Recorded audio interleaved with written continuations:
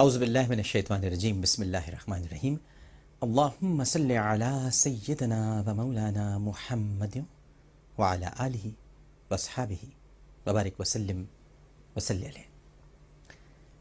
السلام علیکم ناظرین، پروگرام عالم اور عالم کے ساتھ عامر لیاقت حسین حاضر خدمت ہے۔ جس کے جو اختیار میں تھا ناظرین، اس نے ویسا ہی کیا۔ آج سوال ہر طرف سے یہ اٹھ رہا ہے کہ پوری قوم شاید تقسیم ہو گئی ہے۔ میں نہیں سمجھتا کہ قوم تقسیم ہو گئی۔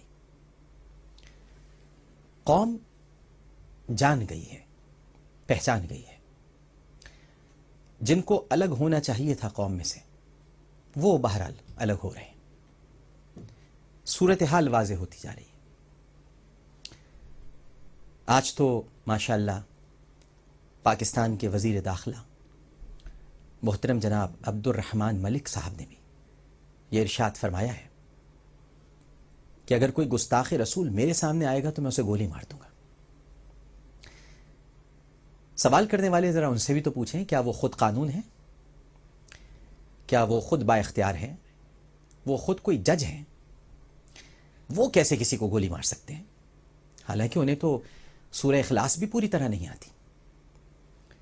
صحیح طرح سورہ اخلاص نہ پڑھنے کے باوجود جب ان کے عشق کا یہ عالم ہے کہ گستاخ رسول کو دیکھتے ہی گولی مارنے کو تیار ہیں، تو پھر ممتاز قادری تو شاید نعتیں بھی پڑھتا تھا، 5 وقتہ نمازی بھی ہے۔ لہذا رد عمل کے اظہار پر مذمت کرنے سے پہلے ہمیں اس کے پس پشت عمل پر بھی غور کرنا چاہیے۔ ایک عجیب عالم تھا ناظرین، ہر شخص مذہبی معاملات کا ایکسپرٹ بنا ہوا ہے۔ جس ٹیلی ویژن چینل پر آپ چلے جائیں، میک اپ زدہ خواتین گفتگو جب شروع کرتی ہیں تو ایسا معلوم ہوتا ہے کہ معاذ اللہ قرآن ان کے گھر پر ہی نازل ہوا ہے، سب ان کو معلوم ہے۔ اور اگر کیری لوگر بل کے مسئلے پر کوئی عام آدمی اپنی رائے دینا چاہے تو یہ خود فرماتی ہیں کہ یہ ذرا لیگل معاملہ ہے، تھوڑا اس کو سمجھنا پڑے گا، یہ ہر آدمی کی سمجھ میں نہیں آئے گا، تھوڑا اس پہ ذرا غور کرنا پڑے گا۔ خود مجھے اچھی طرح یاد ہے، محترم سلمان تاثیر صاحب بزنس پلس پر ایک انٹرویو دے رہے تھے، میزبان تھی شاید عائشہ صاحبہ، اور وہاں پر جب کیری لوگر بل کا بات آئی تو اس پر سلمان تاثیر صاحب نے یہ ارشاد فرمایا کہ جس کو دیکھو اس پر اپنی رائے دے رہا ہے، یہ ایک لیگل ڈاکیومنٹ ہے، اس کو پڑھنا بہت ضروری ہے، انگریزی آنی چاہیے اور بہت ایڈوانس انگلش اس میں یوز ہوئی ہے، ہر آدمی اس پر اپنی رائے کا اظہار کر رہا ہے۔ تو کیا قرآن اتنی آسان کتاب ہے، مفہوم حدیث اتنا آسان ہے کہ اس پر ہر شخص اپنی رائے کا اظہار کر سکتا ہے؟ کیا قرآن کی عربی بہت عام عربی ہے جس کو سب نے سمجھ لیا ہے، جس کے مفہوم سے سب آگاہ ہو گئے ہیں؟ کوئی لائن کھینچنی ہوگی ناظرین، کوئی لکیر بنانی ہوگی۔ یہ حساس موضوعات ٹیلی ویژن پر بیٹھ کر ڈسکس نہیں کیے جاتے۔ جب مرضی ہوئی متع کے موضوع پہ، مسیار کے موضوع پہ، لانڈی کے موضوع پر بحث شروع ہے، گفتگو ہو رہی، نہ آتا ہے کچھ نہ جاتا ہے، بس اپنی پسند کے مہمان بلائے اور ان پر تم تراقیت کے ساتھ اپنے لفظوں کے ساتھ حملہ آور ہو گئے۔ اور پھر جب پروگرام ختم ہوا تو پھر اس یقین اور سکون کے ساتھ اٹھے کہ ہم نے تو بہت اچھا کیا، آج ہم نے اسلام کے ایک بہت بڑے مسئلے کو جو 1400 سال سے نہ امام مالک سے حل ہوا علیہ رحمہ، نہ امام اعظم ابو حنیفہ علیہ رحمہ سے حل ہوا، نہ امام ادریس شافعی علیہ رحمہ سے حل ہوا، اور نہ ہی امام احمد بن حنبل علیہ رحمہ سے حل ہوا، یہاں تک کہ امام جعفر صادق رضی اللہ تعالی عنہ سے بھی حل نہیں ہوا، ہم نے اسے 40 منٹ کے پروگرام کے ذریعے حل کر دیا۔ یہ روش اب ترک کرنی ہوگی ناظرین۔ یہ بہت حساس موضوعات ہیں، ان سے پورا عشق کا مدرسہ جڑا ہوا ہے۔ نبی کریم صلی اللہ علیہ وآلہ وسلم کی ذات اعلی مقام، کیسے کوئی اس پر گفتگو کا اظہار کر سکتا ہے؟ کیسے کوئی ان کی تضحیک اور توہین کو برداشت کر سکتا ہے؟ قانون توہین رسالت تو نفاذ ضیاء الحق نے اس کا کیا ہے، اس کو بنایا تو اللہ سبحانہ و تعالیٰ نے، میں اتنا روشن خیال اور متجدد نہیں ہوں میں بہت، لیکن اتنا بھی نہیں ہوں کہ اللہ سبحانہ و تعالیٰ کے بنائے ہوئے قانون پر اپنی علمی تعویلوں اور اپنی عقلی حجتوں کے ساتھ تباہ آزمائی کروں۔ میں تو صرف اتنا جانتا ہوں، نبی کریم صلی اللہ علیہ وآلہ وسلم کا ارشاد پاک ہے، لا یؤمن احدکم حتی اکون احب الیہ من والدہ وولدہ والناس اجمعین۔ تم میں سے کوئی اس وقت تک مومن نہیں ہو سکتا جب تک کہ میں اسے اس کی جان، اس کے والدین، اس کی اولاد اور سب سے بڑھ کر، تمام انسانوں سے بڑھ کر عزیز نہ ہو جاؤں۔ یہ کوئی موضوع گفتگو کا تھوڑی تھا، اس پر کوئی بحث تھوڑی ہونی چاہیے تھی۔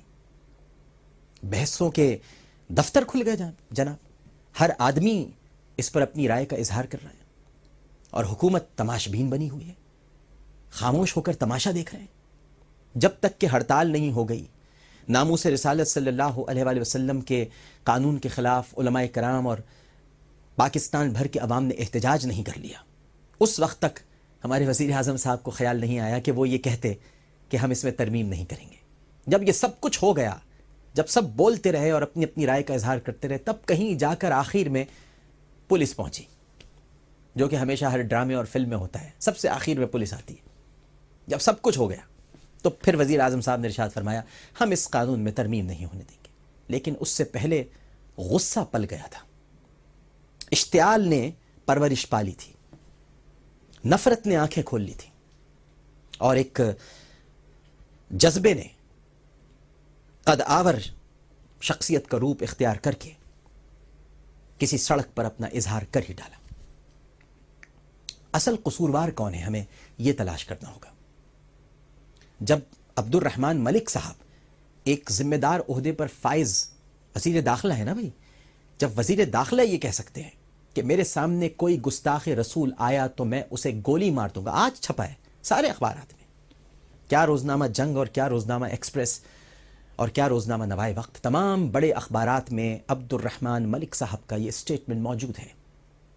تو عبد الرحمن ملک صاحب، آپ اپنی فہم کے مطابق مارتے نا اس کو، یا آپ کو کوئی بتاتا، ظاہر ہے آپ کو کوئی نہ کوئی بتاتا یہ گستاخ رسول ہے تو آپ اسے گولی مار دیتے، کیونکہ آپ کے سامنے آیا وہ۔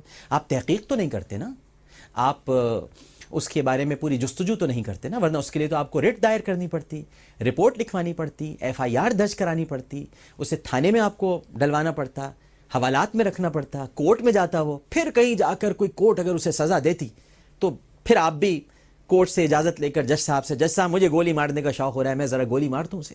لیکن جب آپ جیسا باہوش فرد یہ بات کہہ سکتا ہے، باہوش فرد جب یہ بات کہہ سکتا ہے، جس کو سورہ اخلاص بھی نہیں آتی صحیح طرح سے، وہ جب یہ کہہ سکتا ہے کہ میں گستاخ رسول کو دیکھتے ہی گولی مار دوں گا، تو یہ آپ کا فہم ہے تو درست ہے، اور ممتاز قادری کا فہم ہے تو غلط ہے۔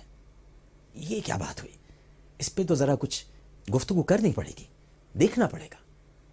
مذمت کرنا بالکل درست ہے، مذمت کرنے کا مطلب شعور کی حرارت ہے، لیکن اس کے ساتھ ساتھ واقعے کے پس پشت جو عوامل کار فرمائے اسے بھی تو دیکھنا بہت ضروری ہے۔ ہم صرف یہی دیکھتے رہیں کہ فلاں شخص نے کبھی یہ کہا کہ میں ایک پکا اور سچا مسلمان ہوں، اور اس نے آیت الکرسی کو چوما، اور اس کے بعد ہم اس کے ایمان پر ہونے کا یقین کر لیں، تو پھر عبد الرحمن ابن ملجم کا کیا قصور تھا جناب؟ اس نے تو مولا علی کرم اللہ وجہہ کو شہید کرنے کے بعد امام حسن رضی اللہ تعالیٰ عنہ کو اس ہاتھ کے اشارے سے یہ کہہ کر روک دیا تھا کہ میں ابھی سورہ یاسین کی تلاوت کر رہا ہوں، جب یہ کمپلیٹ کر لوں تب کہیں جا کے میری گردن اڑانا، میں پکا مسلمان ہوں اور میں نے بہت اچھا کام کیا ہے، معاذ اللہ معاذ اللہ۔